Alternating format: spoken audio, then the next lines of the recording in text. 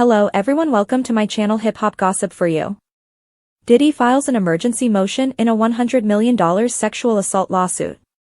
Diddy filed 2 emergency applications related to Derek Lee Cardello Smith's default judgment of $100 million. Diddy filed an emergency motion to overturn a startling $100 million judgment granted in his absence to a man accusing him of sexual assault. On Thursday, attorneys for the embattled entrepreneur filed 2 papers in the complaint brought by Derek Lee Cardello Smith. Judge Anna Marie Anzalone imposed a $100 million default judgment against Diddy earlier this week for failing to attend at a virtual hearing. Cardello Smith claims that Diddy drugged and sexually abused him at a Detroit party in 1997. However, Diddy's legal team called the charges objectively unbelievable, according to legal files acquired by All Hip Hop. This is a frivolous lawsuit against a prominent businessman, based on obvious fabrications, filed by a convicted rapist and serial litigant with an overactive imagination and a thirst for fame, according to the motion. Defendant, who was never served with this lawsuit, learned about plaintiff and this action for the first time 3 days ago, when media outlets reported that this court had entered a $100 million default judgment against him. Diddy argues that Cardello Smith cannot keep his story straight. Diddy's legal team responds against some of Cardello Smith's assertions, arguing that his tale does not add up. Plaintiff alleges that he was assaulted in 1997, but he cannot keep his story straight as to where this supposedly occurred, according to Diddy's complaint. According to plaintiff's complaint, the incident occurred after he met Mr. Combs at a restaurant in Detroit. Plaintiff claims in his pretrial statement that the attack took place in Adrian, Michigan. The motion also accuses Cardello Smith of orchestrating a fantastical conspiracy, after claiming Diddy and Detroit law enforcement authorities pushed him to remain silent about the alleged attack. Earlier this week, Mark Agnifilo, one of Diddy's attorneys, released a statement addressing the complaint. This man is a convicted felon and sexual predator who has been sentenced on 14 counts of sexual assault and kidnapping in the last 26 years, Agnifilo told All Hip Hop. His CV now includes conducting a fraud on the court from prison, and Mr. Combs has never heard of him, let alone been served with a lawsuit. Mr. Combs hopes that this judgment will be quickly dismissed. Chance the Rapper announces a Chicago outreach event amid a $100,000 donation from Raising Cane's. Discover Chance Rapper's philanthropic event with Raising Cane's. Learn more about the $100,000 gift and youth empowerment charity relationship. Chance the Rapper is following up on the enthusiasm produced by his new single A3333, with a multifaceted philanthropy event in collaboration with Raising Cane's. On Thursday, September 12th, the Chicago native will celebrate and get a check for the $100,000 donation Kane made to his youth empowerment program, Social Works. Starting at 10 a.m. Central Time, the Grammy Award-winning songwriter will be at Raising Cane's in Wrigleyville, 3700 North Clark Street. He'll distribute out box combos and interact with enthusiastic fans and Kaniacs equally. Chance will next drive to Michelle Clark Magnet High School with a Cane's food truck, where he will feed kids during lunch. Since Chance the Rapper started Social Works in 2016, the company has made a significant impact on the community by investing in the enrichment of at-risk youngsters.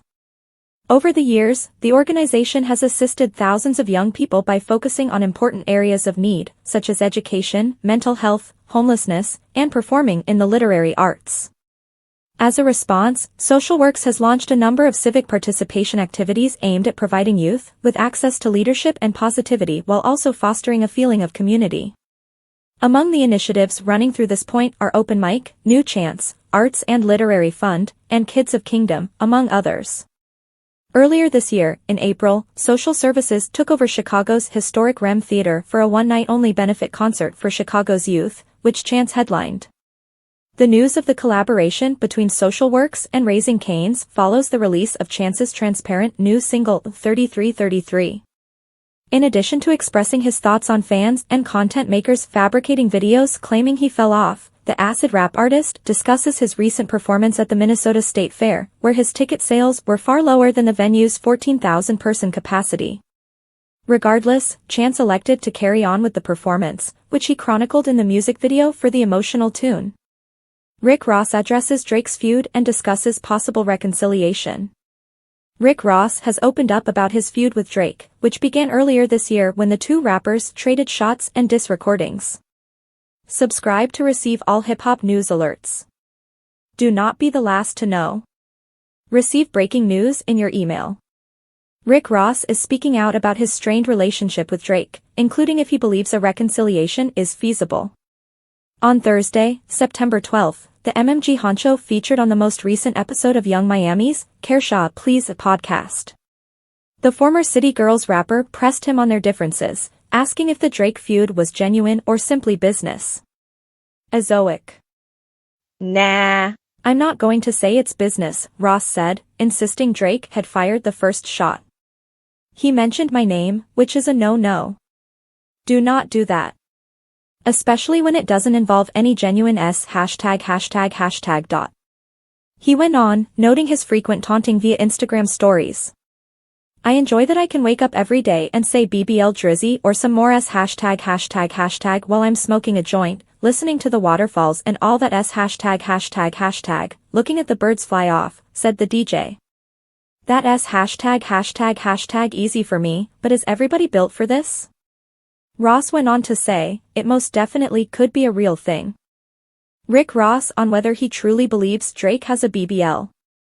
Young Miami then claimed that Rick Ross mediated Drake's feud with Meek Mill and asked if they could resolve their differences over the phone. Ross said, I don't know, it depends on how I feel. He also dug down on his BBL Drizzy taunts, suggesting that Drake underwent surgery. When Young Miami asked Ross about the current health of their relationship, given how many songs he and Drake had created, he was unimpressed. Me being boss, everybody don't understand the opportunities they have, he quipped. Some people take something for granted, I'm not sure what it is. Everyone who has been loyal to me or has been down with me knows that this is something I will cherish for a long time. He went on to say, I just think that if you're not from the streets and don't understand how certain things work, you might take us #### for granted. Then, 2 months later, you're looking crazy for you, when you could have just made a phone call. A lot of this #### is probably a misunderstanding. But when you step out there, I'm not sure homie. During the conversation, Rick Ross also addressed the incident in Vancouver in which Drake supporters jumped his team. Rosie explained that the homes that usually accompany him couldn't come because of felonies. Azoic. If I would have just had 2-3 more of my homies with me, we would have stripped them out their drawers and socks me, according to him.